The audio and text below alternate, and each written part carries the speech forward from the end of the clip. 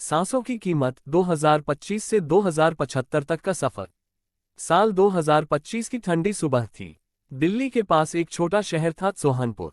वहां की हवा अब भी सांस लेने लायक थी, मगर धीरे धीरे इसमें हल्की सी जलन महसूस होने लगी थी। लोगों को फर्क नहीं पड़ा। वो वैसे ही अपनी कारें स्टार्ट करते, धुआं उड़ाते और प्लास्टिक की बोतलें सड़क किनारे फेंकते रहे। सोहनपुर में एक 12वीं का छात्र था, आदित्य, जिसे लोग प्यार से आदि बुलाते थे। वह होशियार था, टेक्नोलॉजी में रुचि रखता था और एक दिन नासा में काम करने का सपना देखता था।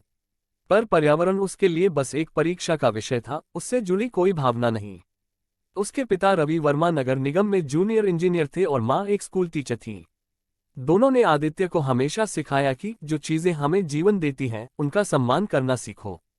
पर आदि के लिए ये बातें पुराने जमाने की लगती थीं। वो दिन जब सब कुछ बदल गया। एक दिन स्कूल में पर्यावरण संरक्षण सप्ताह मनाया गया। आदि का प्रोजेक्ट था भविष्य का शहर 2050।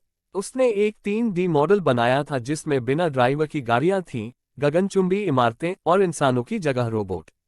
उसके मॉडल को खूब सराहना मिली, पर विज्ञान के शिक्षक शशांक सर कुछ गंभीर हो गए। उन्होंने पूछा, आदि, बहुत सुंदर मॉडल है, लेकिन तुम्हारे शहर में पेड़ कहाँ हैं? आदि ने बेझिझक जवाब दिया, सर, भविष्य में पेड़ों की जरूरत नहीं होगी। हम ऑक्सीजन कैप्सूल से सांस लेंगे। कक्षा में कुछ बच्चों ने तालियां बजाईं, लेकिन सर चुप रहे। उन्होंने कहा, तुम्हारा दिमाग तेज है, लेकिन दिल से सोचोगे तो समझ पाओगे कि जो चीजें हमें जन्म से मिली हैं, उनकी जगह कोई मशीन नहीं ले सकती। आदि ने उनकी बात को हल्के में लिया। रात की रहस्यमयी यात्रा। उसी रात आदि देर रात तक अपने लैपटॉप पर प्रोजेक्ट बना रहा था। आंखें थक चुकी थीं। उसने लैपटॉप बंद किया और बिस्तर पर लेटा ही था कि अचानक उसे एक अजीब सी आवाज सुनाई दी, जैसे कोई कान में फुसफुसा रहा हो। क्या तुम मेरा अंत देखना चाहते हो? वो चौंक गया। कमरा अंधेरा था, मगर उसने देखा कि उसकी खिड़की के बाहर एक चमकती रोशनी है। उसने झांक कर देखा, एक सफेद परछाई हवा में तैर रही थी। वो डर गया। आवाज फिर आई, डर मत, मैं तुम्हें सिर्फ वो दिखाना चाहती हूँ जो तुम बना रहे हो। और अगले ही पल आदि की आंखें बंद हुईं और उसने खुद को एक अलग दुनिया में पाया। साल 2075 में। 2075 भविष्य की चुप चीख। जहां आदि पहुंचा, वहां न आसमान नीला था, न धरती पर हरियाली। चारों ओर राख थी, धुआं था और चेहरे पर मास्क पहने लोग चुपचाप एक कतार में खड़े थे, ऑक्सीजन सिलेंडर खरीदने के लिए। बच्चे अब खुले मैदानों में नहीं खेलते थे। वो एक डिजिटल कक्ष में बैठते, वर्चुअल पार्क में झूलते थे। असली फूल सिर्फ तस्वीरों में रह गए थे। उसने एक दुकान पर बोर्ड देखा, ग्रेटर दैन ताज़ा ऑक्सीजन -700 रुपये प्रति लीटर, छात्रों को 10% की छूट।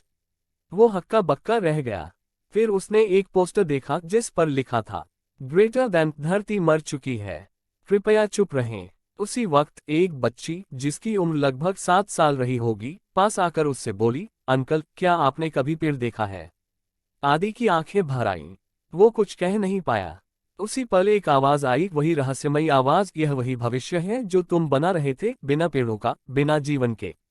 वापसी और जागरण। अगली सुबह आदि की आंखें खुलीं। वह पसीने से तर था, दिल की धड़कन तेज। वो समझ नहीं पा रहा था कि सपना था या सच, मगर उस अनुभव ने उसे भीतर तक हिला दिया था। उसने उसी दिन अपने प्रोजेक्ट का नाम बदल दिया। ग्रेटर दैन भविष्य की चुप चीख, एक चेतावनी। अब उसने 3D मॉडल में ऊंची इमारतें नहीं, हरियाली दिखाए, साफ नदियां, बच्चों के खेलने के मैदान और सोलर एनर्जी से चलने वाले वाहन। प्रेजेंटेशन के दौरान वह बोला, ग्रेटर दैन भविष्य कोई रोबोट नहीं बनाएंगे, हम बनाएंगे। और अगर हम प्रकृति को पीछे छोड़ देंगे तो हम भी पीछे छूट जाएंगे।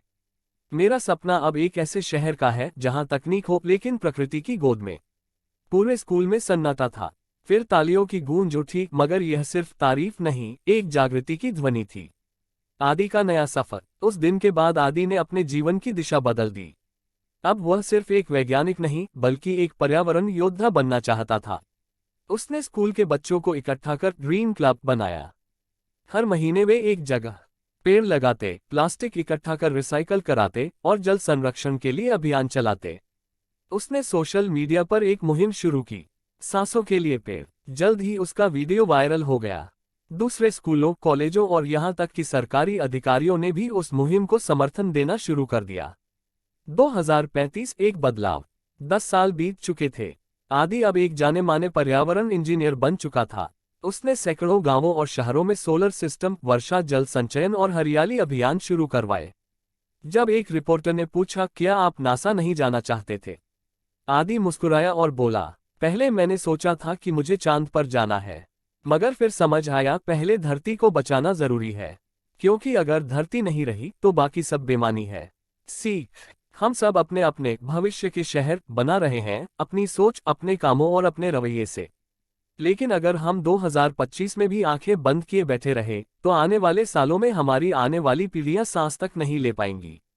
पेड़ सिर्फ लकड़ी नहीं होते, वो जीवन होते हैं। पानी सिर्फ बहता नहीं, वह बचाता है। धरती सिर्फ जमीन नहीं, वह माँ है। और माँ को बचाना हमारी जिम्मेदारी है।